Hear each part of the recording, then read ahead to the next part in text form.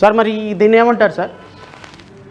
Telugu Desam party కార్యకర్తలు కత్తులు రాడ్లు దీంతో ఈ విధంగా ఒక మాజీ మంత్రి ఇంటి మీద తెగబడి ఒక మాజీ ముఖ్యమంత్రిని భోషడికే అన్నటువంటి పట్టాభి నీతిమంతుడు, మాజీ ముఖ్యమంత్రిని ఇష్టం వచ్చినట్టు తిట్టిన పట్టాభి, ఆ వాక్యాలను ఎవరు సమర్థించరు సార్.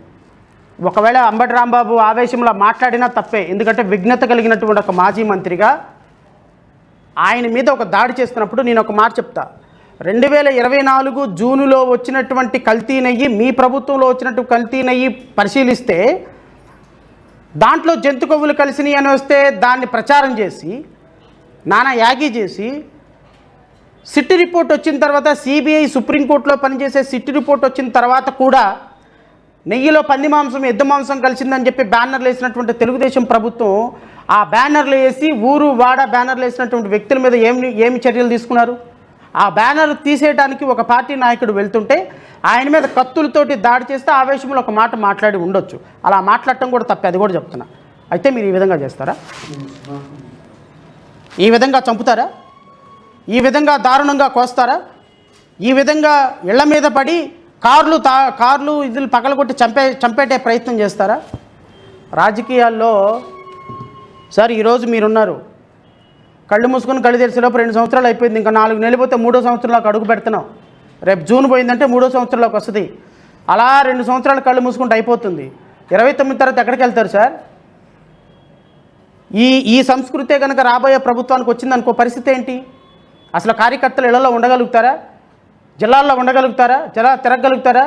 రాష్ట్రంలో ఉండగలుగుతారా?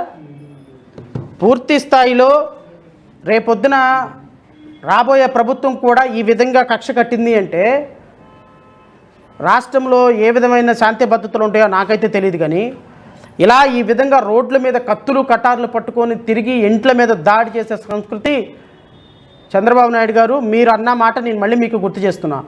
It is nothing but a state sponsored terrorism.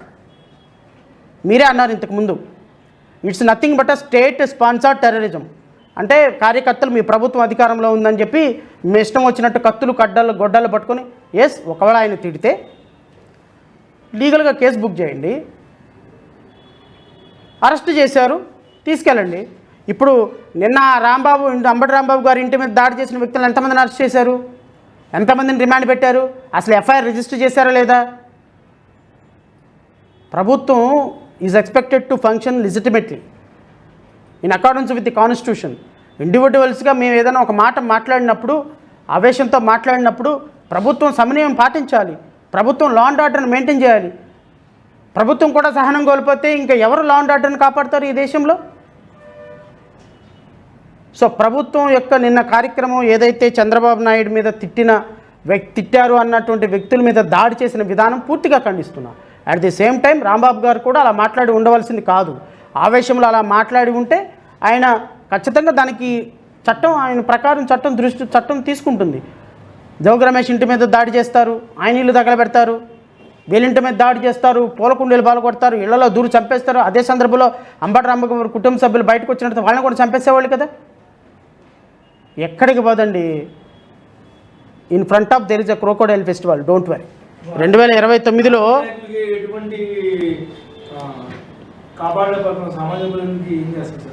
Sir sir ఏం లేదు సార్, సామాన్య ప్రజలు లేదు, ఏం లేదు. రేపొద్దున ఈ ప్రభుత్వం ఇప్పుడు ఎలా తయారైంది అంటే ఈ ప్రభుత్వంలో పరిస్థితి ఇప్పుడు కార్యకర్తలు అంటే నాకు ఉన్న ఫీడ్బ్యాక్ ప్రకారం ఈవెన్ రేపొద్దున జగన్మోహన్ రెడ్డి మంత్రులు ఇప్పుడు ఇబ్బంది పడిన రాజకీయ నాయకులు ఎవరు వద్దన్న కార్యకర్తలు వదిలే పరిస్థితి లేదు. ఇంచ అంగుళం బాగా ఆవేశంలో దాన్ని ఏమంటారు, పిల్లిని ఒక రూమ్లో పెట్టి కొడితే ఎలా తయారవుతుందో కార్యకర్తలు అంత డిఫెన్స్ మోడ్లోకి వెళ్ళిపోయినారు. రేపొద్దున జగన్మోహన్ రెడ్డి కాదు కదా, మంత్రులు కాదు కదా, ఎవరు వద్దని చెప్పినా వినరు.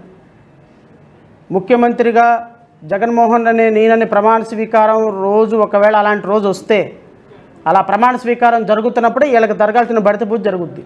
ఎందుకు అంటే ఆ విధంగా కార్యకర్తలు డిఫెన్స్లోకి వెళ్ళిపోయారు. డిఫెన్స్లోకి వెళ్ళిపోయిన కార్యకర్తల్ని ఎవరు కంట్రోల్ చేయలేరు.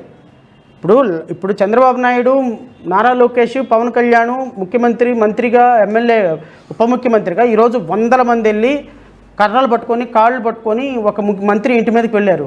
ఒక్కళ్ళు ఖండించారా? ఒక కేసు బుక్ చేశారా? ఆ విధంగా బూతులు తిడుతున్న కార్యకర్తను మీరు అలా తిట్టకూడదని అన్నారా? నువ్వు పెట్టిన అట్టుకి అట్టున్నర పెడతారు. నువ్వు నేర్పిన విద్య కదా నీరజాక్షను. రేపొద్దున 2029 తర్వాత ఎవడు కంట్రోల్ చేసే పరిస్థితి ఉండదు. ఇక ఇది రాష్ట్రాన్ని ఆ దేవుడే కాపాడు. పోలీసులు ప్రేక్షకుల్లాగా నిలబట్టు ఉంటే పోలీసులకు ఉన్న ఆదేశాలండి అవి. రాంబాబు ఇంటి మీద దాడి చేస్తాం, మీరు మూసుకొని కూర్చోండి. మీడియా మీద దాడి చేస్తాం, మీరు మూసుకొని కూర్చోండి. మీరు ఎవరు మాట్లాడదు, జస్ట్ మీరు ప్రేక్షక పాత్ర వహించండి. These are the instructions the police and other people got. So ఇది ప్రభుత్వం అని, ఇది ఒక పరిపాలన అని, ఇది ఒక లెజిటిమేట్ గవర్నమెంట్ అని, ఒక హోమ్ మినిస్టర్ ఇక్కడ ఉన్నారు అని మనం భావించాల్సిన అవసరం లేదు. ఎందుకంటే ఈ రాష్ట్రం నడుస్తుంది ఎమోషన్స్ మీద, ఈ రాష్ట్రం నడుస్తుంది రాజకీయ నాయకుల యొక్క పీనల్ కోడ్ మీద, ఈ రాష్ట్రం నడుస్తుంది మంత్రుల యొక్క ప్రొసీజర్ కోడ్ మీద. మంత్రులు ఏం చెప్తే అదే ప్రొసీజరు, ఎమ్మెల్యేలు ఏం చెప్తే అదే పీనల్ కోడ్. పోలీసులు సిఆర్పిసి ఐపీసీ పోలీసులు ఫాలో అవుతుంది ఇండియన్ పీనల్ కోడ్ కాదు, పోలీసులు ఫాలో అవుతుంది ఎమ్మెల్యేస్ పీనల్ కోడ్, పోలీసులు ఫాలో అవుతుంది మినిస్టర్ ప్రొసీజర్ కోడ్.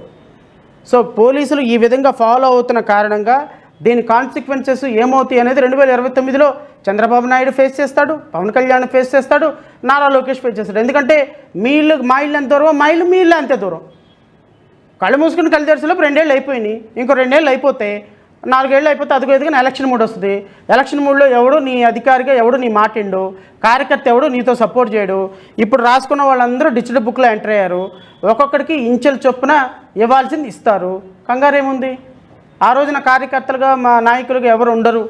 ఎందుకంటే ఈవెన్ మా మీద దాడి జరిగినా మేము కూడా అవకాశం కోసం వెయిట్ చేస్తాం. ఓకేనా? Thank you.